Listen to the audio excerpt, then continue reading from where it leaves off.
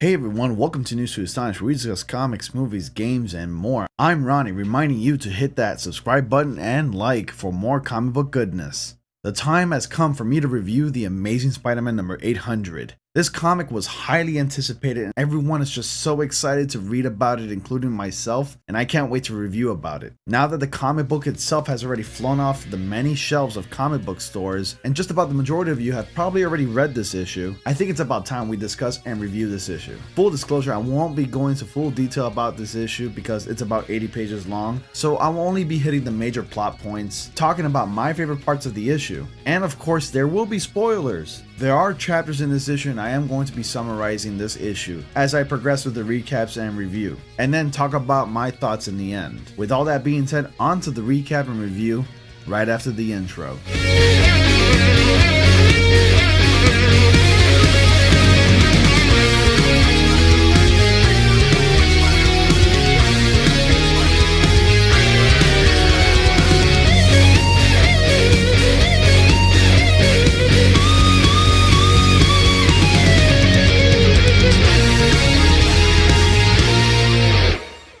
So The Amazing Spider-Man number 800 picks up from The Amazing Spider-Man number 799, where every single member of the Spider-Man family, including Miles Morales, Flash Thompson's Anti-Venom, Silk, Clash, and of course the Torch got their asses handed to them. Spider-Man takes off on his own, having an idea on how to defeat the Red Goblin. Meanwhile, J. Jonah Jameson reaches out to Eddie Brock, aka Venom, who at this point is known as Mr. Sim. Having feel regret and responsible for all the mess he's caused, JJ was willing to go to the extent in helping Peter, even if it means reaching out to an old nemesis, but it's a good thing that Eddie is reformed.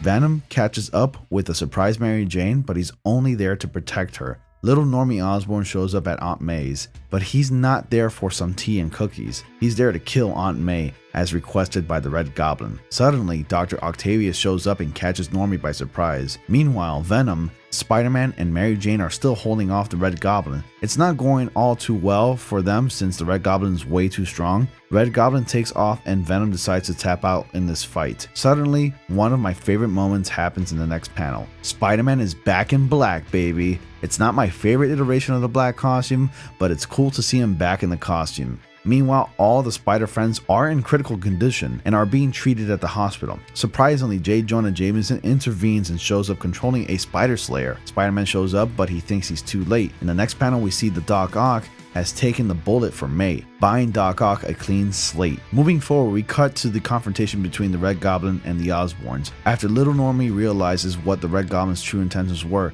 he quickly changes sides. The Red Goblin doesn't really care anyways. But before the Red Goblin could even lay his hands on Normie, Spider-Man quickly pins Goblin down and gets struck by his glider. A classic move. What is it with the Goblin getting impaled anyways? Spider-Man once again confronts the Red Goblin. Only this time, Spider-Man thinks he has the upper hand, but finally the Red Goblin reveals his sinister plan he had all along.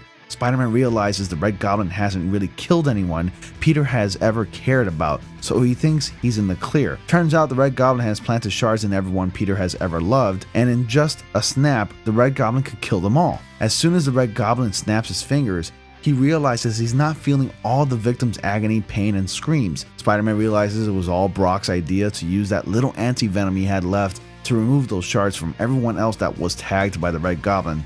The Red Goblin becomes furious to see that his plans have failed, so he lashes out on Flash Thompson. Suddenly, Spider-Man goes berserk and unleashes the monster within his suit. Blindsided, he punches the Red Goblin through a building into the heart of the city while still enraged. Spider-Man calms down and attends to a fatally wounded Flash Thompson. He tells Spider-Man that people need Peter Parker, the Amazing Spider-Man, his hero, his friend. Flash dies in this panel. It's the saddest moment in this issue, and it's one that took me by surprise. The confrontation continues in what looks like Times Square.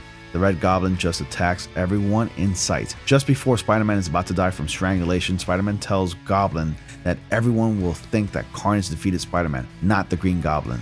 The Goblin's ego is just too big, so he banishes the Red Symbiote, and so does Spider-Man. Turn over to my favorite panels of all time in this issue. We see Spider-Man and the Green Goblin standing in the flames. Something about these panels just screams classic with a hint of Alex Ross. The final showdown commences. As Spider-Man is beating the Green Goblin to a pulp, he teaches the Green Goblin a lesson about having his friends, family with him, and that he's never alone. These panels were also some of my favorites, and I really played these panels in my head like if it was a movie on screen. The red symbiote shows up again at the last minute, but shortly before the symbiote was going to bond with the Goblin again, Spider-Man manages to hurl a motorcycle that was on fire and destroys the red symbiote once and for all. Jameson once again takes one last shot, literally, to try to help, only making the situation worse. Spider-Man had to jump in and take the bullet for the Green Goblin. Norman Osborn is transported to Ravencroft, having no memory of who he is. He assumes the identity of Cletus Cassidy, aka Carnage, and goes bonkers laughing maniacally. Spider-Man leaves and we turn over to the final chapter of this issue. Goodbye. We're at Flash Thompson's funeral, where we see Peter uttering heartfelt words to Eugene Flash Thompson's grave. Peter remembers the time Flash was a bully, but then simply pushes that aside and says that bullies don't come out of nowhere, and that someone always hurts them first. His final words to Flash are, "You're the hero I look up to." By this point, Peter and Jonah have become close. Right when Jonah is about to say something, the siren starts sounding off. Jameson demands Peter to take off, with the final panel of Spider-Man with his arm in a webcast going down swinging. The end. So that pretty much sums up for the recap of Spider-Man number 800, Go Down Swinging conclusion. Here are my thoughts.